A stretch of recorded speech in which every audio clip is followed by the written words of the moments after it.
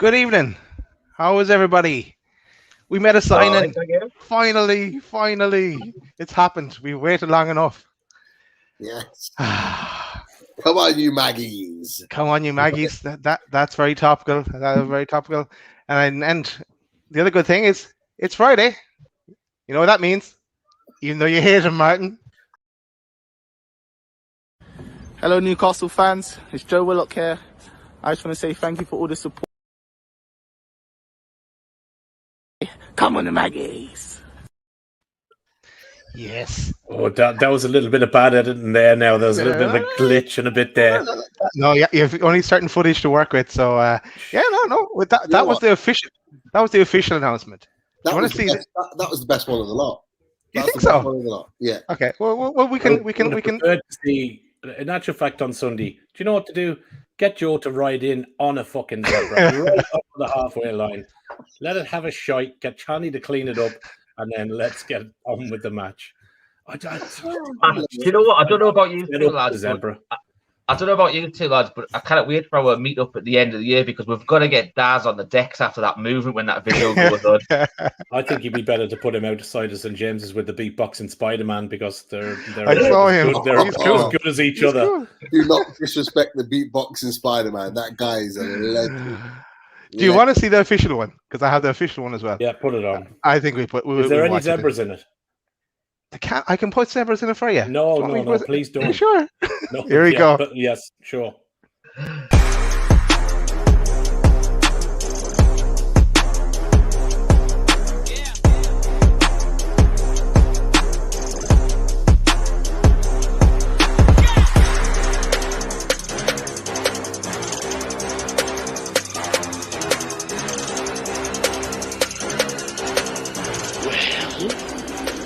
We're waiting.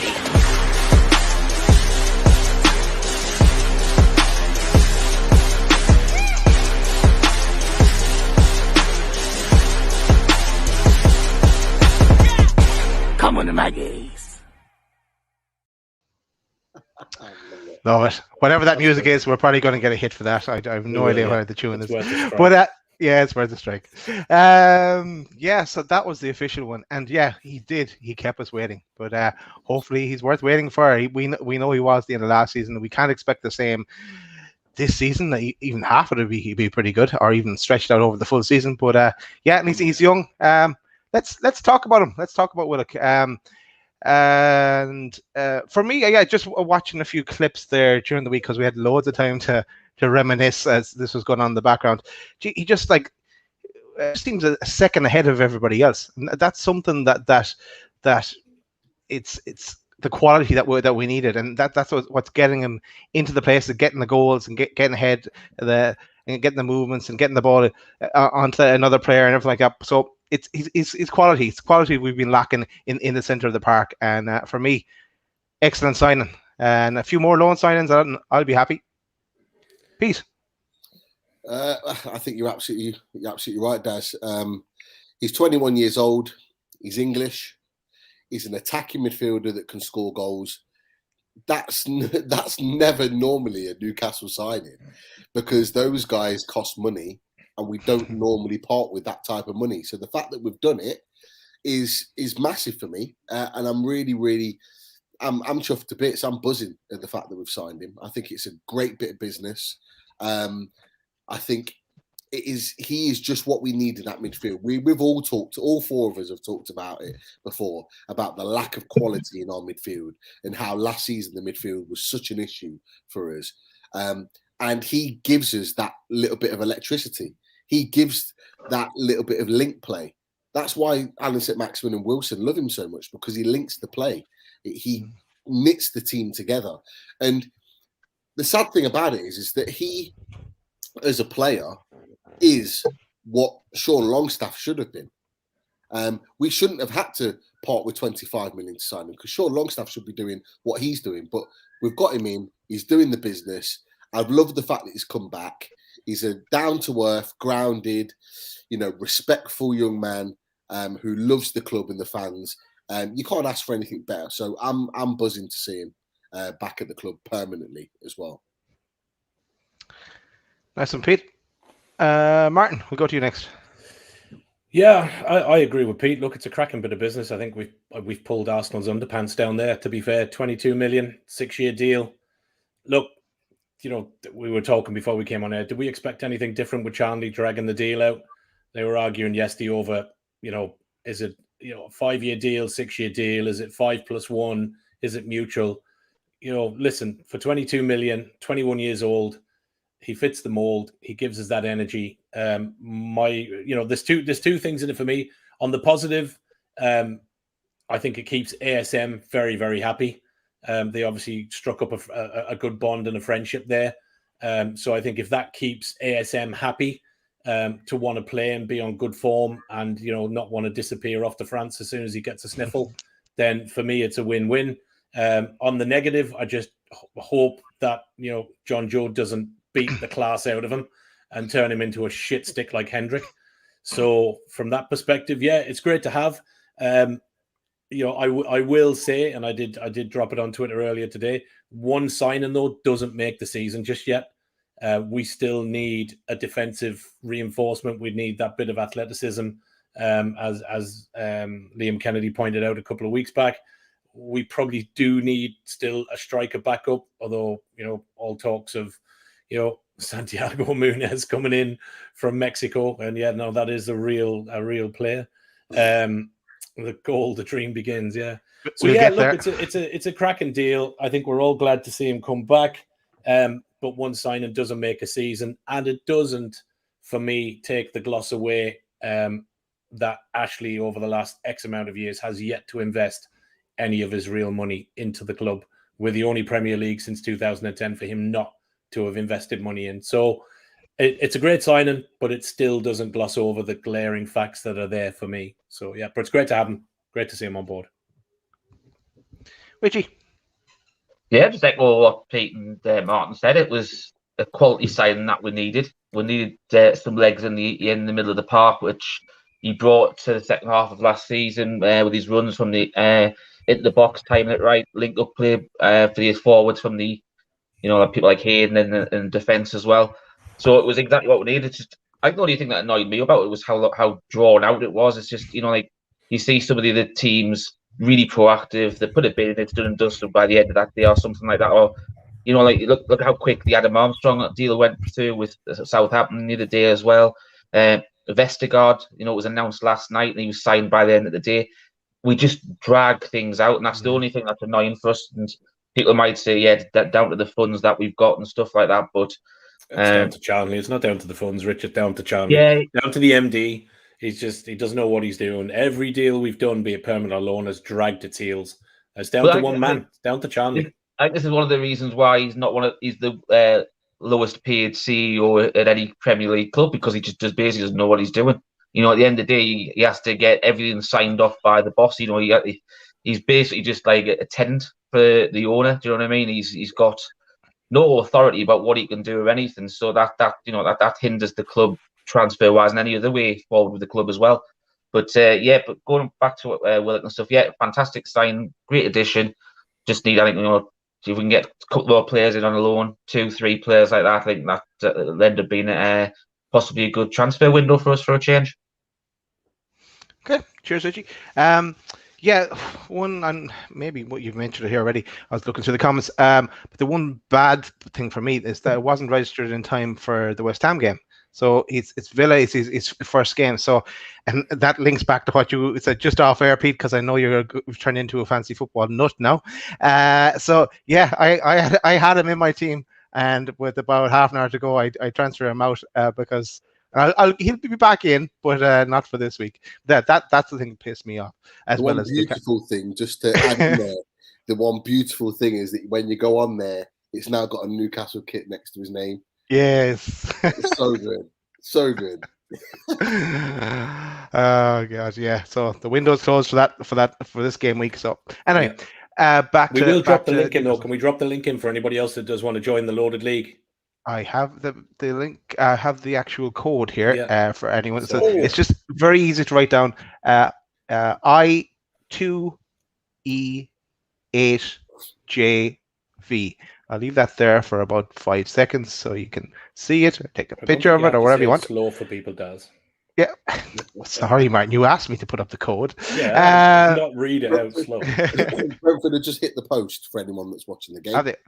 Great, great. I fancy Brentford to look, beat Arsenal tonight. anyone looking for Chris? He's gone on the beer tonight. So have a good night, Chris. Yeah. So then I want to talk, and maybe I'll go a different direction this time, and I'll let Richie go first here.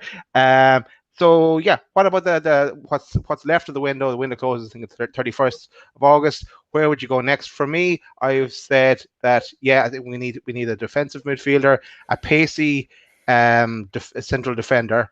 And I'm going to add Young into that because we could get onto a debate here in a second. And if we could get another one on top of that, it'd be a striker. And I would love to see that link that you sent us, Richie, about the Santiago Munoz, not Munez, Munoz. So yeah, and that is an amazing story. Start us off, Rich. Wherever you want to go. Pretty much a similar sort of line to what you just said, Daz. To be fair, I said I think we do need to bolster the midfield again. We need a little bit more quality in there as well because Isaac Hayden does a fantastic job. He every single game he plays his heart out, wears the shirt with pride. But we seem to lack when he's injured. We haven't got anyone that seems to step into that role really. With that sort of quality. So I'll someone in that sort of mould. I know Kajust being linked and also Kamara from Marseille being two possibilities there. I do believe we needed a centre back. I'm slightly different to you. I think we mentioned it the other day on our chats. I think we need a bit more experience tonight. We don't have many leaders on the pitch. And I think Pete mentioned this as well last week. We both possibly looked at Gary Cahill and a free, for a year or two would be a fantastic deal. Just to bring that extra leadership in there. Because we haven't got leaders on the pitch, unfortunately. I still think we need a replacement for Wilson. I do believe we're short on that one. And the only other one that if we were really, really, really, really stretching, which we probably are and we won't get, I'd be looking at someone who can possibly play right back or right wing back as a replacement for Murphy. Because I don't think we've got a decent Premier League caliber right back, in my opinion. Cheers, Rich. Martin? Yeah, I agree with Rich. I know we floated this on our chat last night. I said about Scott Dan had been released from Palace. Is he worth a punt for a season? Spoke about, we had spoken about Gary Cahill. Dad's come back and went, no, too old. But I think for a season, somebody like Gary Cahill is exactly what we need. Steady the ship, great leadership, a proper captain, somebody that can lead that back line, pull him into place, push the midfield out, push John Joe out a bit further to ping those passes around. I think, again, he's going to play a bit deeper with the likes of ASM, Miggy and Joe Willock in there. Obviously, Wilson, Fraser, whoever's ends up on that side and up the front. The other one for me, again, and I said this last season, I would take a punt on the pay-as-a-play deal for Jack Wilshere. Again, he's 29. He's doing nothing. Okay, you can look at the injuries, but I tell you what, if you got half a season out of him on a pay-as-you-play, and he did your cup games or whatever else, do you know what I mean? I just think it's crazy nobody's taking a punt. The big one for me, obviously, if I was looking at midfield and up front, I'd love to see them go for Barkley, but I don't think they will. And up front, I'd love to see us bring Rondon back and put him just off Wilson or with Wilson or play one-on-one, whatever way they want to do it. So they'd kind of be the ones for me, but I'd like to see a defender, another midfielder, and a striker backup for me. I think is the three we still need.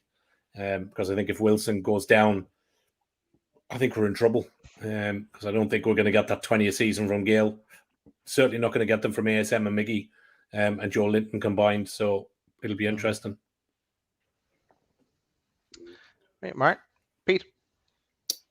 I mean, ideally, I agree with what both Rich and Mark have said, and I was in agreement on the chat as well that someone like Gary Cahill would be perfect in this current setup where you've got lots of players in midfield and in the front line that want to attack. But what you want is a guarantee that you've got a solid base at the back that are going to protect you. And Gary Cahill can give you that. He's not the pacey centre-back that you want, but like Martin said, he's a leader. He's the one that you could put in the middle of the back three and know that he would organise things and keep things steady and marshal out the defence. He did a good job at Palace last season, you know, doing exactly that. He doesn't need to have that. He doesn't need to have that pace, Pete, if he's got the brains to foresee a situation. Exactly. And you can really sort of organise and have that working. Ideally, you'd want a solid centre-back that does all of that, but with a little bit of pace as well. But I think they're going to have real difficulty finding a player like that, because Axel Tuanzebe was perfect for us. We didn't want to pay the $5 million loan fee, clearly, which is why he's gone to Villa. They had obviously a lot more money to burn. But there's no real other players out there, particularly on loan, that you're going to get of that type of quality. So Cahill for me would be perfect. It's a free transfer. It's a deal that he's not commanding a huge amount of money. He wasn't on a massive money at Palace either. So it's not like you'd have to be paying, 60, 70,000 pound a week out. So that would be a deal that I would do quite quickly. We need a midfielder. For all of those that have been linked with us, I would personally take Kamara. I think he's such a talented player. And look, if Marseille weren't skint, if they weren't in dire straits financially and having to sell players, and him being in the last year of his contract, there is no way that they'd be selling him. And if they were, they'd be looking at 30, 40 million, because he's that good. Now, we could potentially get him for the best part of 15 million. So, if we can get that deal done, we've got a talented player, just like Willock at 21 years old, that's got the world at his feet. He's already been highlighted as a potential France first team player in the future. He's already been earmarked for that. If we could get him in, and he wants to leave as well, that would just be a tremendous deal. So for me, that would be the player I'd be looking at. And you guys are right. We do need a backup. For me, there's only one player in our financial kind of restraints that I would go for, and it's Michy Batshuayi from Chelsea. For a few reasons. One, he's a Belgium international. He can score goals. Two, he wouldn't cost a huge amount of money because Chelsea want him gone. They want him off the wage bill. They don't want him there. But he's hanging on at the moment. The third reason is because, as we've seen at Palace and one or two other clubs, he is not against coming off the bench. He's come off the bench a number of times for Palace and still scored a goal and done a job. Now, as far as I'm concerned, the two front guys are Alan St-Maximin and Wilson. So any guy that comes in has to be comfortable with playing on the bench, because they're not going to get a Tammy Abrahams or a Divock Origi, although I would love it, because those guys are going to demand to start. And that means either Wilson or ASM starting on the bench, because neither of them can play in any other position on the pitch. So it's someone that's going to be comfortable playing off the bench and coming in and doing a job in a cup or when Wilson's injured. Michy Batshuayi is perfect for that. But again, it's whether we've got the bollocks to be able to go, you know what, let's do this deal. Let's get it done. Let's make sure that this team is set for the season. So they're for me are my sort of three signings that I would go for. And honestly, we get those players in and we match up on paper, squad for squad, with the likes of Leeds, with the likes of, your Brightons, your Palaces, your Wolves. For me, we're up there challenging all of those teams in terms of quality on paper. Cheers, Pete. Our chat was about, I think, he threw Scott Dan into the mix as well as Gary Cahill. And yeah, I do see your point about the leadership. Yeah, but I think it's that pace that we're missing. But then we're not, doesn't look like we're going to spend money, even though there is value in the French market. Hopefully that he does dip in there and sees value in a player, as in the guy we've been linked with from Marseille. But yeah, I don't know, a loan from a big six club. And I don't know who, but there might be someone that might become available that might slot in. But then you're developing one of their players again, unless it's a loan to buy option. But yeah, let's see. Well, we're not controlling these things, and Charlie takes his time about doing it as well. So Well, hopefully we do see one or two more come in, but it mightn't be till later in the window. Yeah, a question on Brentford 1-0. Told you. Tony. Tell me it's Ivan Tony. No, whoever their number 7 is, their number 7's just scored a cracking strike. They've been smashing. Hang on, I'll tell you now. They've been smashing. Brian Mwembo. No. Anyway. Don't know the guy's name. But I tell you what, they've been hammering. And to be fair, should have had a penalty about 10 seconds before the goal. Brentford are going to do all right this season. One of their players has come in to head the ball, and a high foot right into his face. Didn't give a penalty. Ball's come out to the edge of the box, smashed it into the bottom corner. Great finish. Sergio Canos, number 7. Oh yeah, that's everyone 7. had him. Yeah, he's in there. It's a great strike and fully deserved. Tell you what, though, it highlights Arsenal's keeper problem, because a keeper should never be getting beat at the front post, though.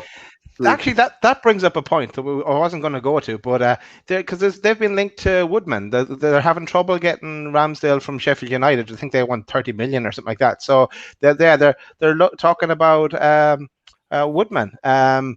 So yeah, like we know Woodman's going to start for us, and that does bring me on to what I was going to talk about next about who we're going to start. So we know one place is set. Darlow isn't fully fit. Dubravka's still injured. So Woodman gets his shot for at least this game, if not one or two more games after. Now he may end up going on loan. We may end up selling him yet if Arsenal come in with give us that 25 million back, or 22 million, whatever it might be, for Woodman. So who else? Sorry, Pete. Yeah. I was going to say, do you want me to tell you why Arsenal want Woodman so much and why they've wanted him for years? Is his dad linked in the coaching staff? His dad's the goalkeeping coach at Arsenal. So he was our goalkeeping coach under Pardew.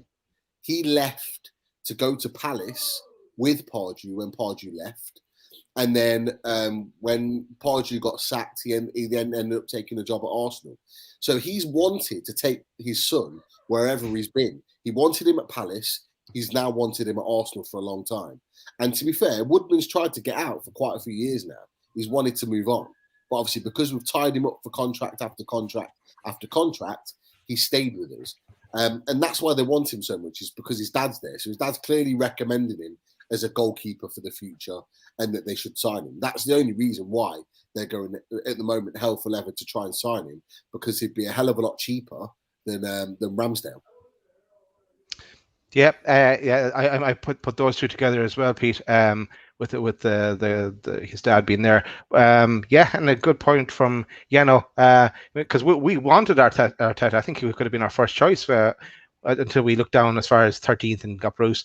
But so yeah, he's not having a great run. And he really needs to have a good season. Even though I know it is a rebuilding job at Arsenal, but he's going to be a long time rebuilding the way he's going. If they don't do anything this season, he'll be sacked. Yeah, and it's on to someone else to try and do the job then again. So yeah, just on. Yeah, bring back Wenger. On to the West Ham game on Sunday. And yeah, if anyone missed, Pete and Chris were on the away day show yesterday. Catch up on that. A lot of good content, a lot of good discussion, including, I'm not sure if you used this in the show in the end, Pete. This one. No, I didn't use it. The owners, the debate. I know you have the debate, but so that was something to keep an eye on as well, or look back on the player. But let's go with you first, Richie. We'll go with you first. Who do you have starting for the game on Sunday? Right. Do you want me my opinion, or who I think Bruce will start? Who Bruce will start, and right, who Bruce will start? I think it obviously be Woodman. I think the three across the back will be Shaw, Lascelles, Menendez, Richie and Murphy as wing backs, Shelby, Hayden in the middle, Almiron. Fraser. Yeah, Fraser. And then obviously you've got Wilson and DSM. I think that's probably what you're looking at, sort of thing. Who would I put in? I wouldn't have Lascelles in. I'd probably put Fernandez into the middle of the three and have Clark as the left centre back. I wouldn't have John Joe in. But to be fair, I probably have to put one of the long staffs in to cover for the minute because obviously Willock's not available in time. But I think that's probably the only two changes I would make. I'd like to see how Lewis has developed over pre-season because I know Pete's seen a couple of the pre-seasons games and Lewis has looked exceptional going forward. Hopefully, he can work on his defensive side of the game as well because he's a cracking player. I do believe he's our long-term left wing back. So cool, Rich. And then just another question back at you. So let's say Willock had been registered in time. Who would you take out of the list you said there? Shelby. Yeah, you would, but it's not going to happen, though, is it? Because apparently, Bruce loves that Shelby's pivot position. That's the all rage now, isn't it? So, I don't know. I think Fraser's had a good preseason, and we've said before plenty of times that he could be like a new signing, especially with.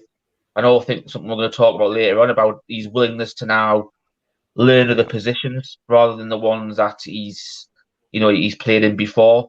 So he started well there. So I'd possibly, especially with Almiron coming back from a knock, I'd probably leave Almiron out. Okay. Right. Cheers, Rich. Martin.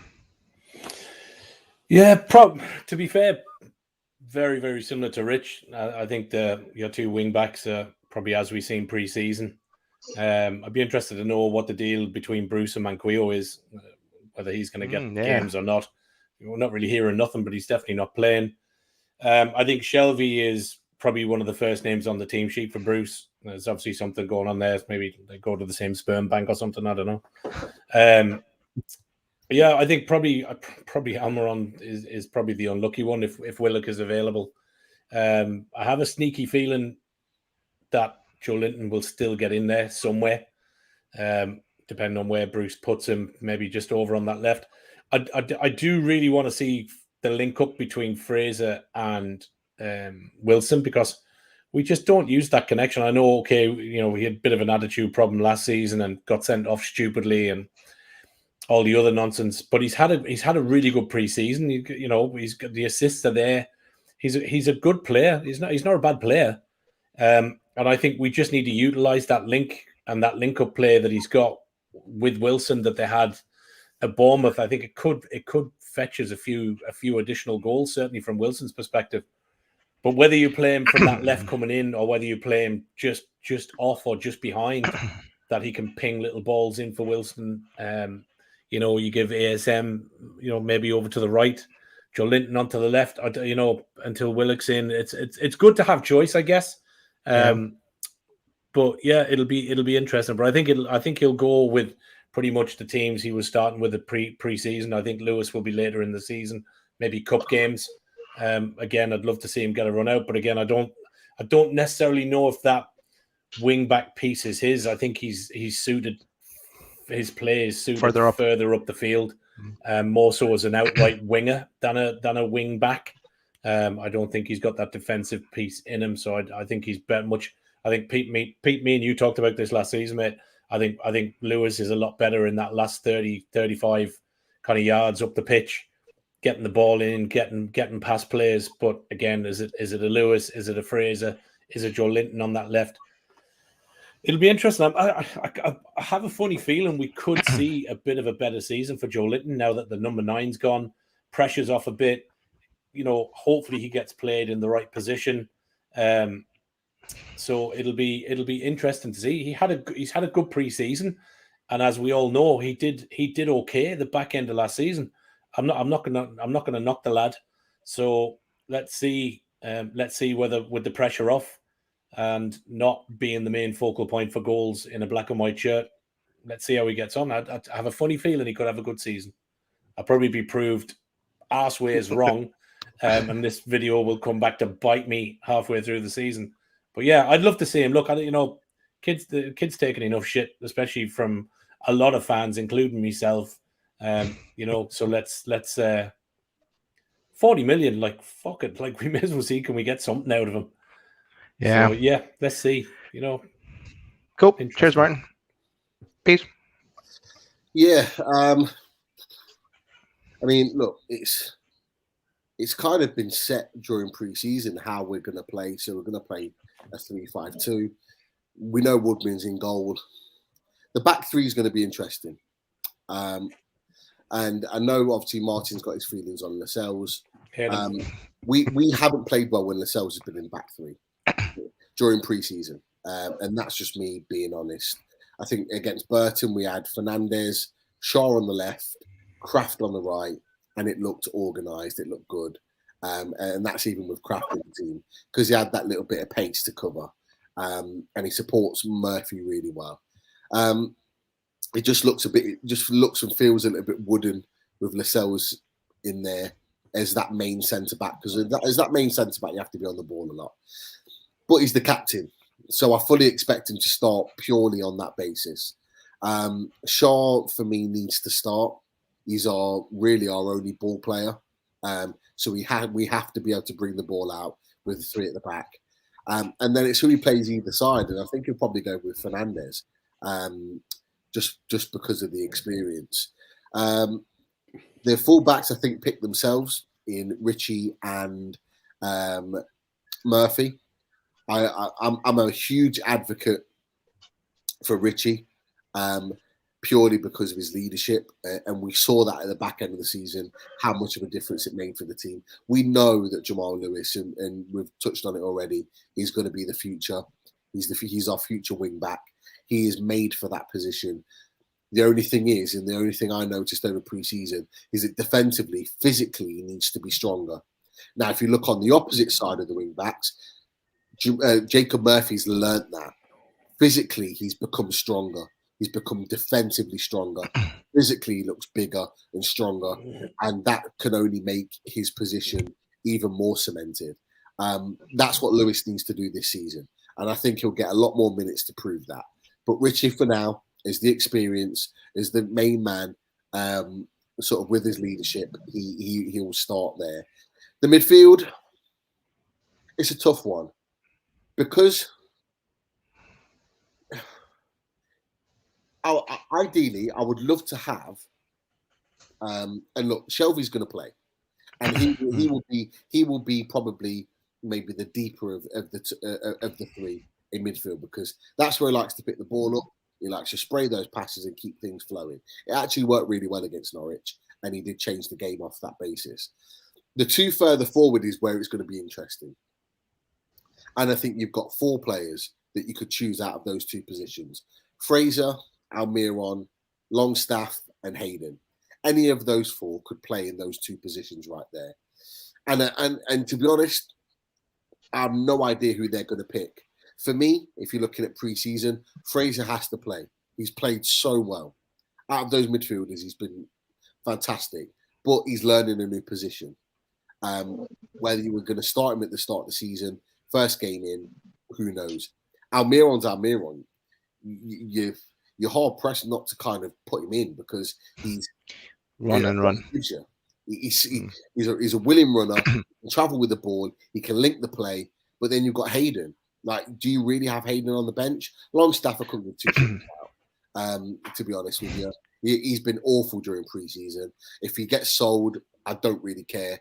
He's just not really been that good. Whether his mind's in it or not, he's been the worst of all those midfielders. And I'll even put Hendricks in there as well, in that Hendricks has probably been better during pre-season. Wow. He's got a lot to learn if he's going to improve. And if Benitez gets the best out of him, fair enough. But he doesn't deserve to start, in my opinion. So it's any of those four, but I'd probably narrow it down to three: Almiron, Fraser, or Hayden for those two positions. And then it picks itself up top. You got Alan St. Maximin and the main man, number 9, Callum Wilson. We need to keep those guys fit and firing, and really, really, they need to hit the ground running on Sunday, because if we're going to get anything from that game, those two are going to be a big part in that. But as Wilson said in his interview with The Athletic, those guys are hungry. They are hungry. They've clearly had a conversation with each other over pre-season. Both of them have already set their markers down that they both want to go to the World Cup next year. And to do that, they have to be scoring goals and performing well. So it's going to be on them. They've got the onus now to really put those performances in. It'd be interesting to see, Pete, whether obviously part of that talk with the Athletic and part of some of Wilson's pre-season very much sounding like a captain, sounding like the captain I would want. You know, if ASM doesn't play up, he'll get a kick in the arse and everything else. I genuinely think he's good captain material. And I would, even if he's not, I hope we see him doing the pulling the collars and lads, get your socks up and a bit of shouting and a bit of ranting like Richie does. Because I think after last season, it'd be interesting to see does he get stuck in. So I hope he does. He's got his feet under the table now. He's had a season at the club. He's now got the number 9 shirt, which comes with, you know, responsibility in itself. And I think now is what we're going to probably see the Callum Wilson that we thought we were going to see last season, in terms of really bossing the team around and demanding better and demanding more. And it wouldn't surprise me if Shearer said that in their private conversations. Demand more from your teammates. Yeah, look, he wants to go to the World Cup. He wants to be back in the England squad. He's already set his target at 20 goals. He can't do that alone. He needs the quality of service. Yeah, I'll go back to the friendly games. There was the friendly game against Rotherham and the friendly game against Burton. There was a couple of opportunities where the ball was where he was making fantastic runs, and the ball wasn't put through on goal, and he was going mental. Absolutely not. Sorry, Burton. It was I think it was a Rotherham game. He was going mental. That's what you want, though. Ball wasn't right. You want that. He wants perfect quality of ball every time, and he was going mental at the fact that he wasn't getting it. And he's demanding more from his players. And Alan St. Maximin will be exactly the same. He's already gone to St. Maximin and said, you need to be better in terms of when you release the final ball. You can do all your tricks on the outside, but when you're in the box, play the ball. And if you play the ball, you get more assists and more goals. So he's already demanding more from players within the squad already. And we need that. We've lacked that. We've lacked that for so many years. So it can only be a good thing for us. Yeah, absolutely. Cheers, Pete. Before we go on to the next topic, I just want to, because I'll forget it otherwise, is to say thanks everyone for watching, or watching live or watching on playback.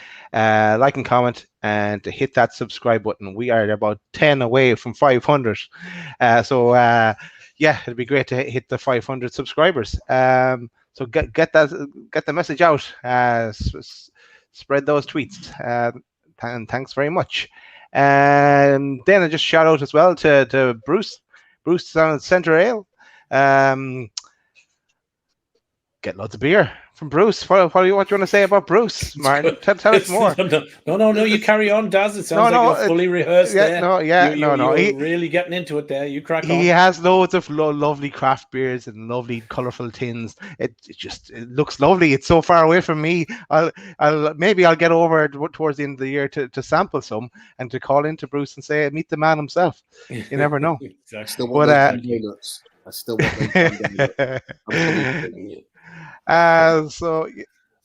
Now the next thing I want to move to is to Chipper. Chipper is you should be on here, Chipper. You're ahead of the game here. And Pete touched on the topic. I think he's talking about Sean Longstaff here, but let's talk about both Longstaffs, Sean and Matty. What would you do? And I think John Justice Allen has also commented here. Sean's head has been turned since the Man United bid of 40 million was talked about back at the start of last season. But at this stage, do we need to sell one or both of them now while they still have a bit of value? Is Matty going to get out on loan? Is he going to rot on the bench and in the under 23s for the season? Is Sean going to get a look in now with Willock in, and especially if we bring in another defensive midfielder, then what do we do with Sean? Or do we sell Sean to have the finances to make that purchase? What are your thoughts, lads? I'll go to you first here, Martin. This one. Get rid of the two of them. They're shite. Next. Richie, you're next. I think the one thing that bothered me about Sean Longstaff is he showed so much promise under Rafa. But the other thing is, there's been so many other players that were fantastic under Rafa, but have regressed under Bruce. And I think he's been part of that. He showed what he could be when he had a manager that believed in him, that coached him, that dictated from the sideline, just a little thing that he might miss during game management. But that's the same with Lascelles as well. Lascelles was a rock under Rafa, but Lascelles is just bang average now. Another one, get rid. So I think under a Bruce system, I think Longstaff would have to go. Would that be good a little? Yeah, because I think he has got promise, and I think he showed that under Rafa. And I do believe if Rafa stayed on, that you would have seen a different Sean Longstaff and probably exactly the same for Matty Longstaff. I think with Matty Longstaff that's the one thing I don't get with Matty Longstaff is Bruce was the one who brought him in, give him his debut, scored on his debut against Man U. Couldn't have started his Newcastle career any better.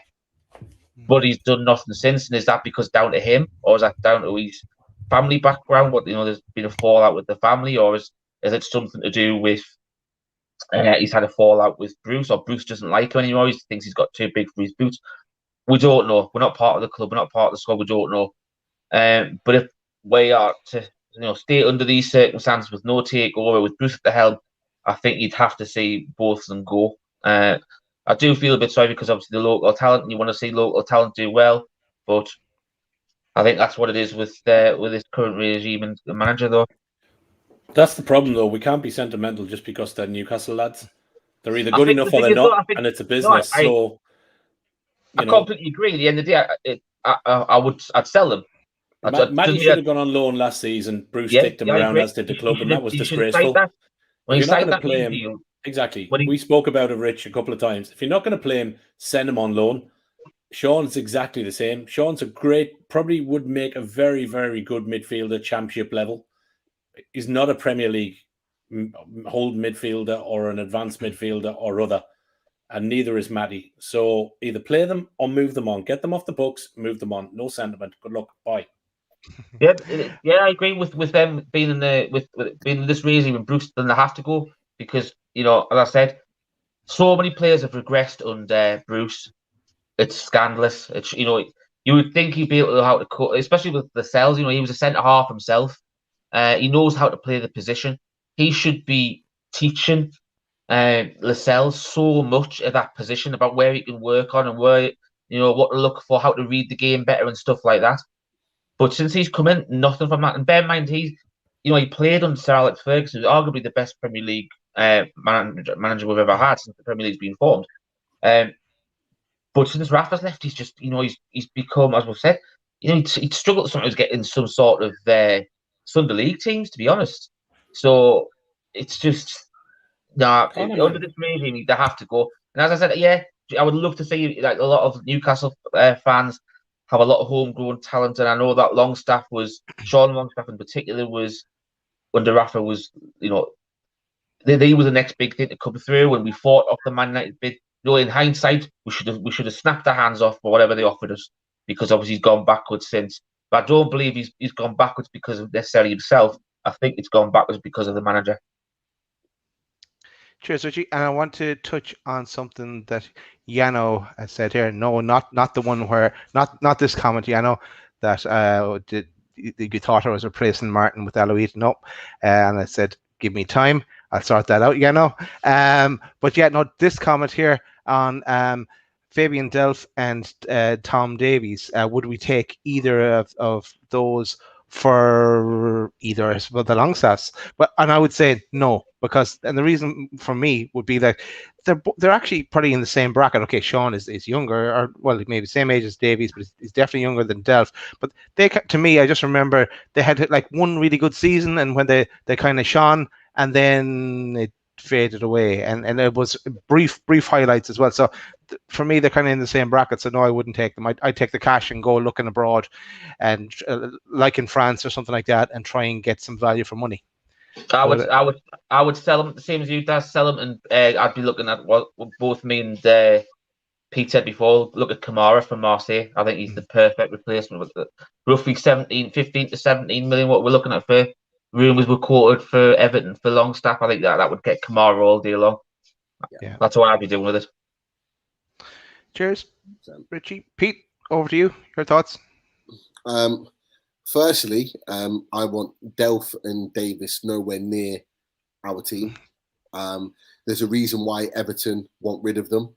One, for wages, and one for, and two, they're just not good enough. Davis hasn't proved himself at the Premier League level. It's a little bit like Sean Longstaff, really. He's a champion. He needs to go into the Championship and have actually a full 1 or 2 seasons under his belt where he's actually playing regular football. Fabian Delph has just been a wage kind of thief for a number of years now. The only time he's really performed well was when he was at Villa. He literally went to Man City as part of the English quota, as they normally do. They did it with Milner and Barry and Adam Johnson and 1 or 2 others, where they just brought them in because they were English, not because they were players that they wanted. And Fabian Delph is finished as a footballer, unfortunately. And I don't want him anywhere near our club, because he would bring everything down that we're trying to sort of build at the moment, when we're buying a good, young, youthful, potential English talent, and then you put someone like him in the team, it would just completely ruin it. In Willock, obviously. Going on to the Longstaffs, it's a bit different for both of them. I have a real issue with Sean Longstaff's attitude with regards to how he performs on the pitch. You know, considering it's his home club, considering that he's been brought up on black and white and that he's a Geordie, he doesn't play like it. He doesn't play like it at all when he's on the pitch. You know, you've got the likes of Richie that play and fight harder than him. Jacob Murphy plays and fights harder than him on the pitch. He's just so lazy, Longstaff, when he's on the pitch. I just got so frustrated with him. Gives the ball away constantly, under zero pressure. And that's the worst thing. When he's not even under pressure, he just gives the ball away constantly. He's got legs. He's got ability to get up and down, but he doesn't use it in the way in which you need to. I would sell him all day long. If we got anything more than 15 million, I'd snap Everton's hand off for him, because you know what? He's no better than Davis, and you know what? He's no better than what they've already got, and he'd just be a squad player at Everton rather than Newcastle, and that's just exactly how it is. So it is what it is from that position. I'd get rid of him. Matty Longstaff, I have a little bit more sympathy for, because he is unfortunately a product of bad management at Newcastle. And it's been bad management for a long time now. You know, you could go as far back as Adam Campbell, the striker in the under-23s.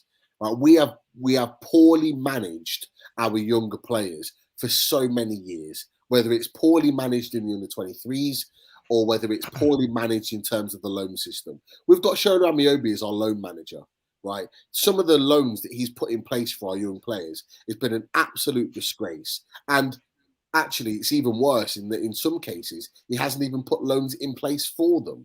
You know, you look at Sorensen, you look at, like the likes of Adam Campbell, the likes of Ivan Toney, the likes of Adam Armstrong, that have been poorly looked after and really put on some bad loans.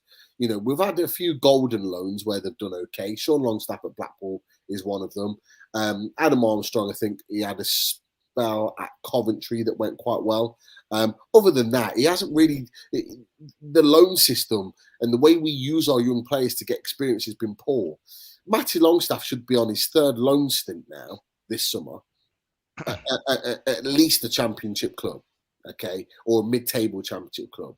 You know, you've got someone like Derby that are crying out for players at the moment. That if you put Matty Longstaff in that team, Wayne Rooney would be playing him week in, week out. He'd be playing regular football around the likes of Wayne Rooney, who's an experienced pro, and around the likes of Ravo Morrison, who's just a tremendous talent that's just not come to fruition, and other experienced players. It's a perfect loan for him. Why he's not gone out, I've got no idea. He was the only one to not come off the bench against Norwich, which I think is just a kick in the teeth for him.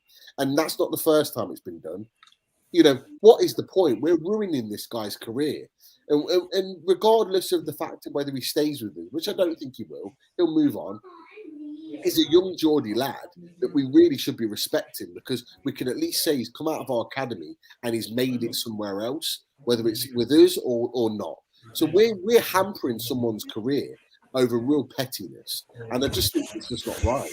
I really do, and it's been really poor management across the board. So I do feel sorry for him. But he does need to move on. He's not a Premier League player. He's had little purple patches, but what player doesn't at times in the Premier League? He needs to move on for the sake of his career.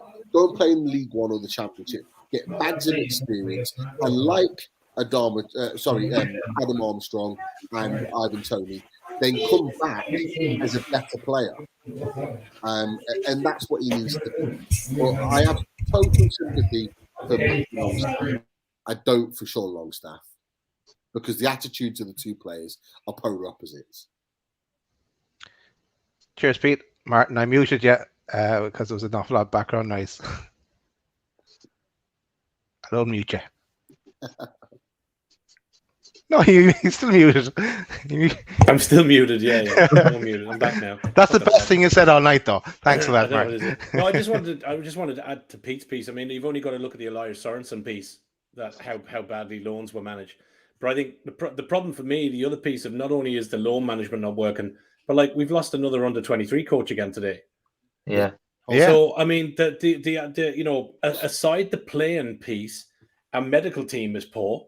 I've been saying that for the last 2-3 seasons about all the injuries we get. Our under-23s are getting tonked every single bloody week. The only level that seems to be running quite well that gets some results is the girls' game, the NUFC women's. Other than that, we're losing coaches the under-23s. They're getting hammered. The loan piece is not working out. The problem is it starts at the top level of the club and works down. There's nothing systemically working correctly in that club at any level. And that's the problem. Just regarding loans, I think the one thing I'm concerned about is I know that he's played quite well in pre-season is Kel Watts. Now I know he was at Plymouth last year, had a good season in League One, and there's a lot of people saying we should have been in the Championship this year. I don't know if you do. I possibly think he could have stepped up for the year in the Championship to see what the experience. But I just hope they don't ruin his career because he's promising as well. Pete, what did you think of him? Because you saw him in pre-season a couple of times, didn't you? I'll be honest with you. I didn't think he put a foot wrong when he came on in games. I thought he played really well. I thought he was really assured. He looked good. The only issue is that his age and the fact that we've got an array of centre backs already. You know, for me at this stage and with our current situation with regards to signing players, we would want players to come in that are either at equal level of our current first team or better. Like we've brought in Willett, that's better than our midfielders that are currently there. With Watts, he's probably not quite there. I actually wasn't, if I'm honest with you, I actually wasn't against the loan move to Wigan. I actually think it's a good move for him because where he is, he's got, okay, it's not necessarily the Championship of where you would want to be, but you would expect Wigan to be pushing to win League One. Now, for me, playing at a mid-table or lower of the table Championship, you know, could actually be worse than playing at a team in League One and actually potentially challenging for the league or playoffs or actually winning the league, because the confidence and the development that you would get of winning matches week in, week out and playing at the top level and potentially winning a trophy could be better. Now, I would expect Wigan to be in and around that this season.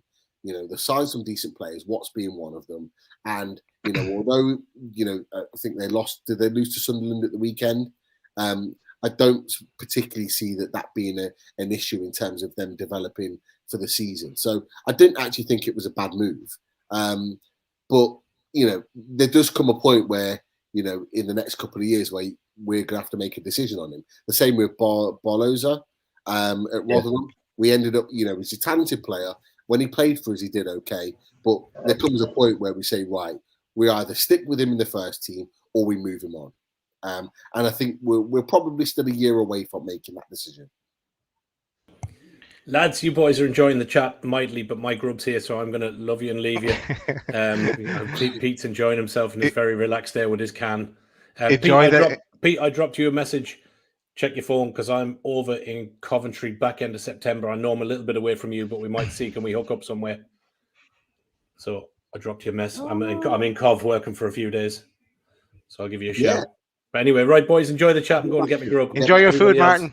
I will. Thanks for watching, everybody else. We'll see you next week, or I will anyway. The rest of us will be here for 5 minutes more. I'm going to get me grub through 5 minutes. Talk to you later. Enjoy. So we know where Martin's priorities lie. It's with the food, and we can't blame him really for that either. It was one or two things I wanted to say about the comments. One from Yano.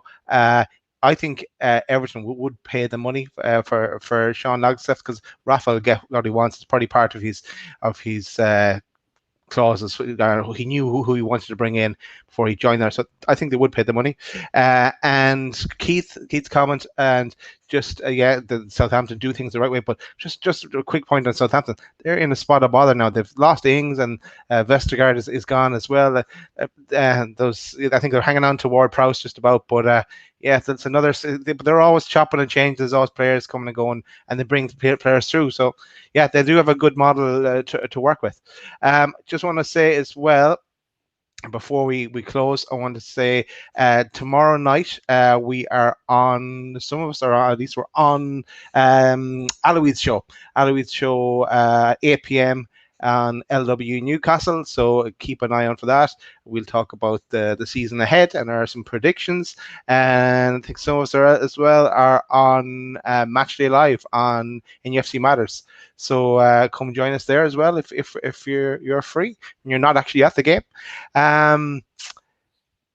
That's pretty much it. We depending on how the result goes, we may do a reaction show on Sunday evening. So keep an eye out for that. If you get walloped, we may not, but we'll leave that with you. Keep an eye on YouTube. If you've subscribed, you should get kind of notification. So that's it. All I wanted to say. Anything else you want to say, guys, before we bring the show to a close? You know what? Oh, go on, Richie. Sorry. I'm mute, Richie. Go on mute. I think was he trying to say that his laptop is powering off? No.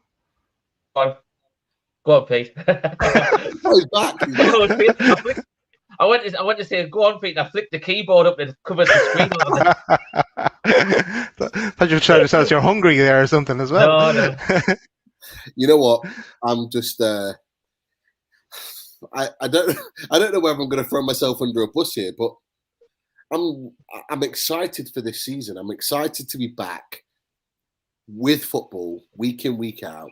I'm excited about the fact that fans are back in the stadium, and I've got intentions to go to quite a number of games this season. So I'm really looking forward to being in the terraces with like-minded Newcastle fans for the first time in a long time. And the one thing I'll say, there's been a lot of talk on Newcastle Twitter about the fact that getting Willokin has kind of made us stand still, which is a fair point.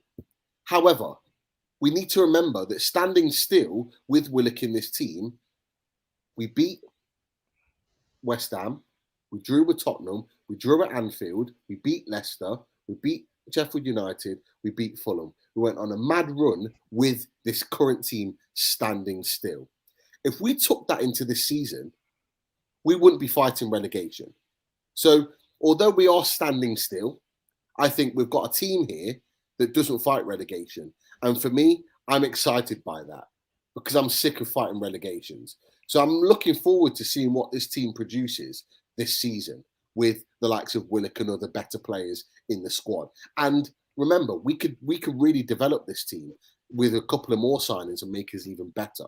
So I'm going into it with a little bit of hope and a little bit more promise than I was last season. So regardless of this result, the first game of the season, I want us to win, but it's not the be-all and end-all. I think West Ham proved that last season. I'm just glad football's back, and I'm glad to be sharing a full season with you guys on Loaded. Nice one, Pete. That's very positive. Beat that, Richie. I can't really, can I? No, I'm the same as Peter, to be fair. I believe that, I don't know if it's just the Newcastle fan in me, where it's that positivity you always get that at the start of the season. And Pete's right, you know, with Willock and the team last year, the second half of the season, the way we finished, if we could have that sort of start this season because we had the start we've got this season's quite nice, really, to be fair, by the teams that we've got in the first 6 games or so. We can get off to a good start. You don't know what, as Pete was mentioned before, with the Kel Watts loan move to Wigan. So you can get some confidence into this team. And obviously, you've still got a few extra weeks in the transfer window as well. And if Newcastle are playing well, you never know, you might be able to, you know, attract some people like you that didn't think you were possibly going to, because they might be able to see us going in the right direction and being a team that they want to play for and they can see us going the right way for a change. I think what does help now is we seem to have finally got a system set up. We know what he wants to play. I know he's gone back to the original one he started off. What they were familiar with it with Rafa. You know, he put his own chips down. This is how he's going to do the system. Didn't work and stuff like that, and he's gone back to 3-5-2 again. But yeah, you know, it's the system's the same. The players are the same. They should know it, as it's been mentioned quite a few times this week. About one of the things that Willock and his camp noticed was that the team togetherness within the squad is there. You know, they all work for each other. They get on and off the pitch. So hopefully that can continue when we kick off on Sunday at 2:00. Regards the result, I think we'd be looking at. I think we might nick a 2-1 on Sunday.